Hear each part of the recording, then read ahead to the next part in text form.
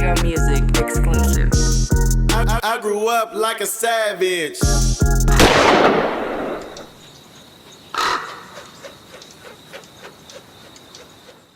1 2 1 2. You now rocking with the No Vultures podcast. You got me, myself, Lord Rap.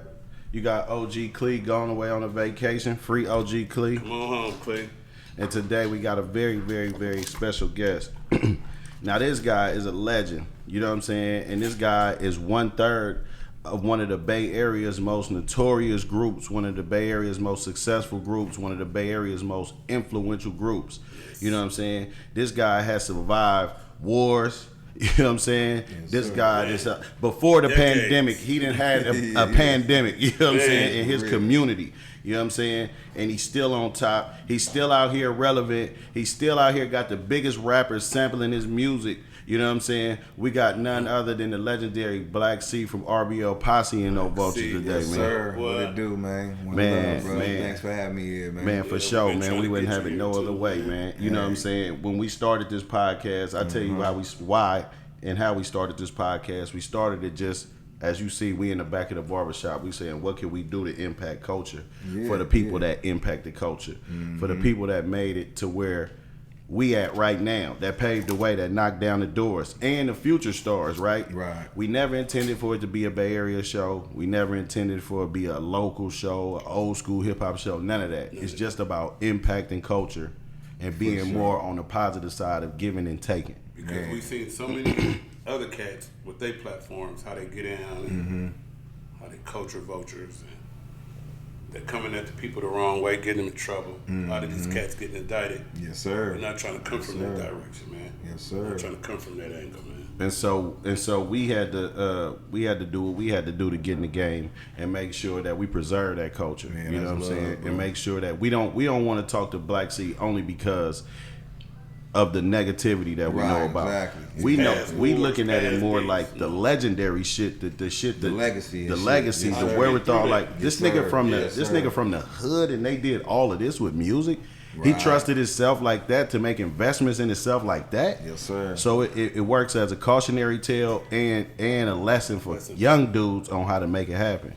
And from what I see, man, you standing strong and you still positive Man, after all that hey, shit. You know what I'm saying? Bullshit. Got to, man. I'm in having good karma coming back instead of Yeah. that. You know what I mean? Yeah. That bad shit coming knocking at your door. You know For what real, I mean? that's so, man, I've been blessed, bro. You're a religious dude? Did any of that come from Yeah, that? yeah. Been raised in the church, you know, Baptist church. My grandmother, man, had us there every Sunday school, the whole nine. You know, we was there all day. You know what I mean? So even Yeah, though all we day do from the wrong, we morning. do right. Exactly. Even though we doing wrong, Exactly. we go so far off the Hey, rectum. man, you know, sometimes, man, you got to do wrong for the righteous reasons. You know what I mean? Absolutely. So, And that's a part of our thing too, like what we talk about, because our thing is humanizing us. yes, sir. We ain't monsters, man. We just black men that grew up in circumstances make everything. Exactly. You know what I'm saying? If Exactly. you had grown up in a house full of motherfuckers that was coding, you'd be a black motherfucker in Silicon Valley. Hey, for real, You though. know what I'm saying? You know what I'm saying? Real shit. You knew early on you like money though. You know what Oh, I'm yeah, saying? for sure. Early on. Nobody have a choice of where they begin to come from. So Not we at gotta all. work with the circumstances we got Exactly. and wiggle through that shit. Real shit. So Real shit. so just to start off, man, like let's go all the way back. Harbor Road, Yes, sir. the heart of HP. Mm-hmm.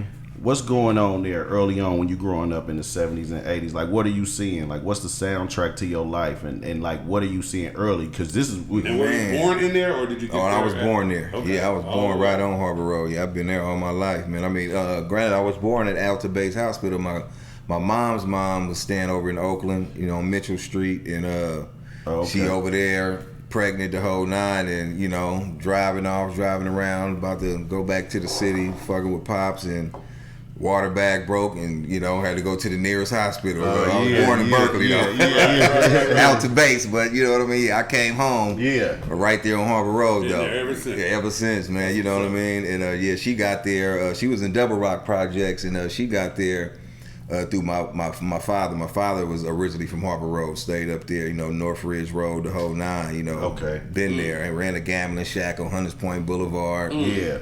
He had that little player lifestyle. Most motherfuckers thought he was a pimp. He had the El Dorado with the diamond in the back, shit, two-tone, blue and white, Yeah, gambling even a shack. factor in the neighborhood to be able to run a gambling shack. Oh yeah. No, he was a factor.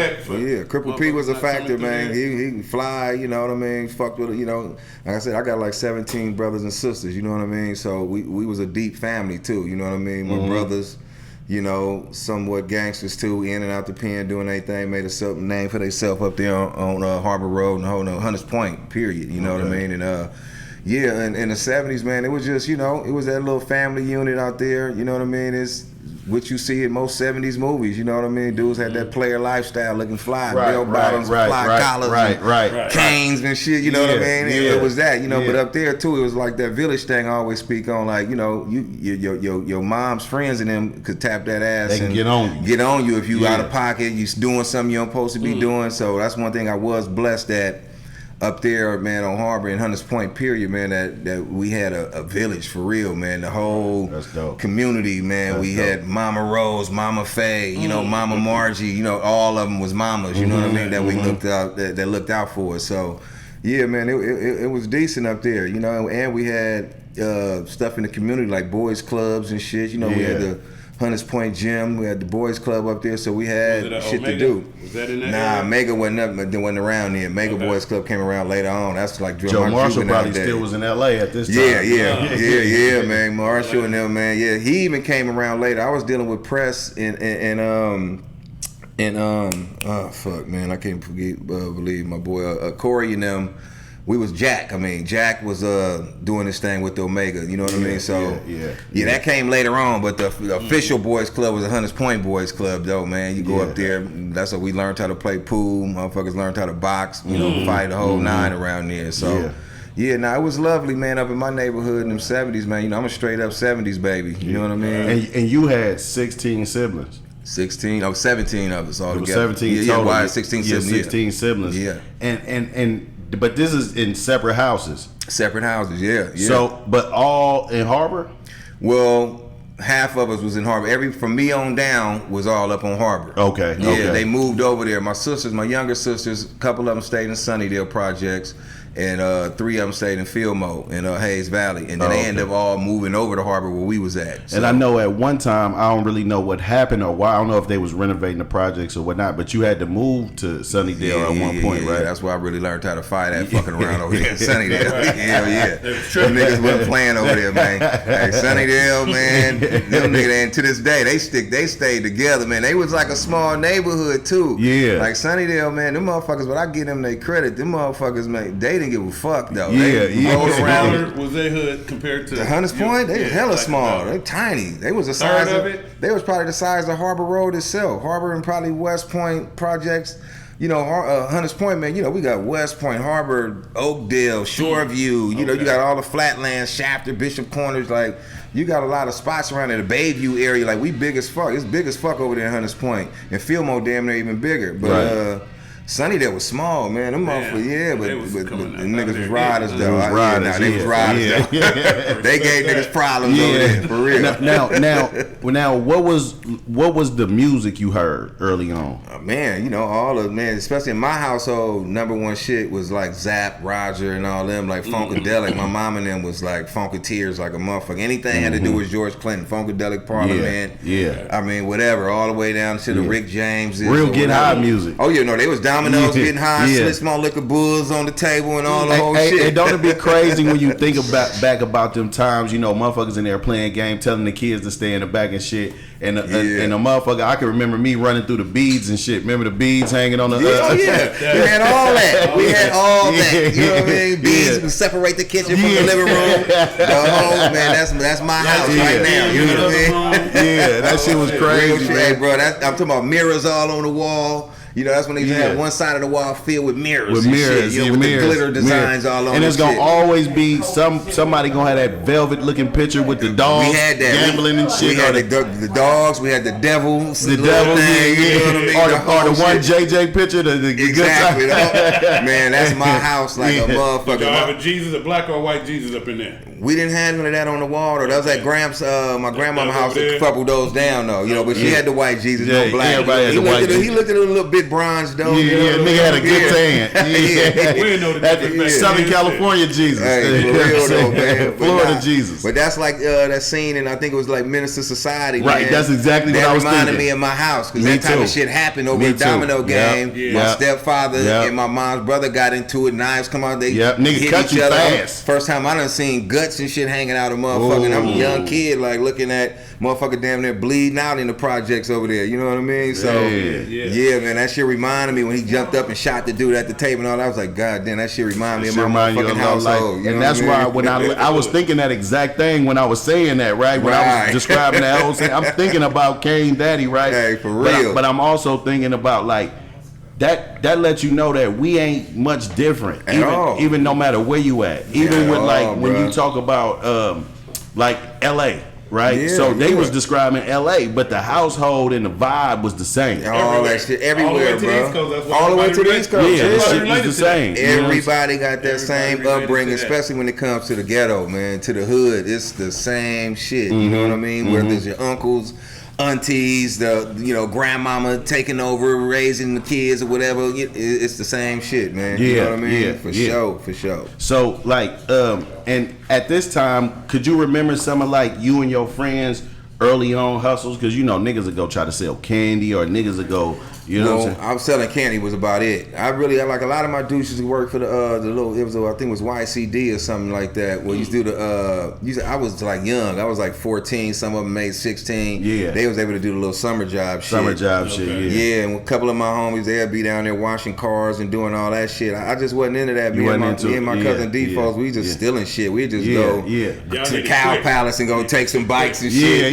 We start getting into the bike parts, knowing about GTs, Mongoose. Okay, that's a Diamondback. Okay, that was the Hutch. The dudes be like, "Look, get the Hutch, dirt bikes with the skinny wheels and alloy shit." You're trying to get the thing so the wires don't cross. Exactly. So freestyle we started handlebars. going to go fucking steal bikes and shit. Going to Pier 39 and shit, like stealing buggies with the good wheels so the older dudes could make coasters out the motherfuckers. Yeah. I was more a hustler like that though.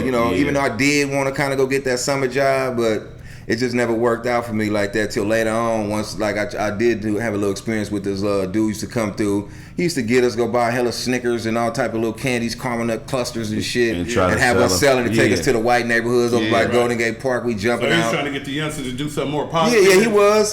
You know what I mean? We ended up burning off on his ass though after about 2 months. Man, Got boxes of hella was shit on gone. the weekend and got the bus home on his It's all me, baby. selling tablecloths and shit. Yeah. Peanut brittle. We took all that shit. Like, man, fuck Yeah. that, man. We selling this motherfucking shit for $5. He going to buy this shit for $2. So, but I couldn't be mad at him, though, man. He was trying to show us a way to just, get money in a legit fashion. You know what I mean? I want to ask you this too, because I like to ask a lot of people that's from the hood, from the city, like, did you have any friends that was like from the avenues, like black people? Nah, none, man. I think we met a couple probably when I started going to Hoover and got to middle school, because that's when once we got to middle school, that's when we started going to school. We used to travel on a school bus over to the avenues to go to school. We was over by West Portal and damn near going over by the zoo. Yeah. And then you start meeting dudes from other areas and shit, Because I heard it was black families up in the avenues and shit, but I just didn't know. I don't know. I know people from the city, but nobody I ever knew lived over there. Very few. I think maybe probably like one dude, this dude named John that went to school with us, little square dude. He used to be fresh too, because he used to have all the shit we wanted, like when Stan Smith's and shit was out. Black Adidas, the tobaccos, like that motherfucker come to school, Argyle sweaters on and shit. Right. We trying to like steal for that shit. This motherfucker pulling up Stan Smith's with the Argyle sweaters on, looking flying the motherfucker. But he was about the only motherfucker I knew like that. Had mom and dad, was married and, wasn't a single parent Had a home. regular You know what I mean? family, And you could tell, he was sharp, man. Was he ever good with anybody good enough to come over to the hood? Nah, he never came over to the hood though. He just fucked with us at school. I think once we got to McAteer High School, he was fucking with us somewhat. You know what I mean? Yeah, he actually did come over to the hood a couple times. We started playing football together. I started playing JVs and shit at McAteer, and He came over a couple times and fucked with us, but you know, he seen we was it was too much. Yeah, he was like, oh yeah, these niggas did the other shit. I wasn't raised like that. Yeah. He like, this shit looking different over here. This some third world shit. It'd be crazy how a motherfucker don't think that niggas from the hood really like to have square partners. Niggas like to have square partners. Yeah, love it. Like niggas like to have square partners. It was man. many mornings I got to school and I needed my partner to buy me a chocolate milk and a donut or something. Yeah. Moms couldn't always kick that shit out. Right. You feel me? So man. we all needed that. Yeah. Nah, that was a different life, man. I kind of experienced a little bit of that too. Once like my cousins and them got in this big brother big sister program. And we met a couple people, like they used to come pick up, they had to come get like inner city kids and take them out and take them camping and doing shit that you normally wouldn't get to do. Mm-hmm. And we met a couple like little white dudes who was cool as hell, who was one of my cousin's big sisters, her nephews and all that shit. She invited us to come along with them. And man, we got real tight, man. And I started seeing different shit, watching different type of movies, and had a whole different experience. Sleeping out, going camping out on beaches and all that shit. I was like, damn, this shit cool as hell. You know what I mean? Right. Versus just running around in the neighborhood and shit. Yeah, it was different. Because if you never get a taste of that shit, you don't really know like what you supposed to do when you get money. You don't even know what to like. You see a nigga in the hood with so much money, but the nigga never leave. Right. Like for real. Nigga literally not enjoying his money. Like, you stay small minded. That's what I was saying too, man. Like without that music shit opened me up to where it's like I see the world is way bigger than Harbor and Frisco, the whole shit. Once you start getting out, meeting motherfuckers in different cities, different states. It's the traveling for me. Man, it make you come back to your hometown and be like, this just ain't it. This just ain't it, bro. This just ain't only it. I got for real. Exactly. Man, a whole totally different experience, man. It made me get my shit in order. It was like, man, hold on, I got to learn about paying taxes and getting property. You know what I mean? This government shit ain't ours. You know what I mean? They're killing and fighting over this shit. And this shit gonna be right here. They gonna wipe everybody out and move everybody, displace everybody, and rebuild this shit like how they did back in like 80s, 81, 79 and 80 when they moved us to Sunnydale and remodeled. And they ain't gotta let your ass come back. They moving motherfuckers back in tomorrow. Now your son got a case, you got a case, or this and that, and now your ass can't get your. It's so crazy that somebody said when I forgot what year they moved to San Francisco, it was 8%, and now currently to date is 3%, right? Yeah, and I can only think about like how when I see the black folks 3%. 3%. Oh yeah, that's and for it's crazy how I see the people moving into the areas. Like they moving into the hood and they don't give a fuck. Gentrification shit is real, bro. Trust me, that motherfucker. I rode up down 3rd Street, man. That shit is different. That shit different. It's like every other you see in condos and shit on 3rd where it used to be fucking stores where they walking their dogs. And you notice what kind of stores. I remember when they put a Fresh and Easy over there. I was like, this ain't no nigga store. Nah, like they don't even got nothing. Nigga, we don't even buy this kind of meat. Exactly. Pre-prep meals and shit. We ain't buying this shit. Hey, for real. Like, but that's when you knew it was coming. I knew it was. I knew it was coming, sir. And I'm like, man, they sir. don't. And then they start taking certain sections of the neighborhood and naming it something else. Like it used to be this. Like you don't know when the fuck was it this? Yeah, they done changed the name, man. They trying to clean it up. Yeah, they trying to clean that shit up, man. You know what I mean? Yeah, you can see when shit changing, even when it's like kind of when I moved to Antioch, it was like a suburb. Yeah. Now that motherfucker's changing. Now you start seeing Western Dentals coming in. They start moving out to Safeways. Food Maxes is moving in. It's like they start to like that low budget dollar stores start coming in. EBT and all that other shit start popping up. Oh, that's that Section 8 fuck shit up, Crispy man. crunchy chickens in the gas station. Oh man, every gas station got them motherfuckers around that motherfucker, man. I said, man, what the fuck? Even though that shit kinda good, but I'm like, God damn, they put that shit everywhere. Good and expensive too.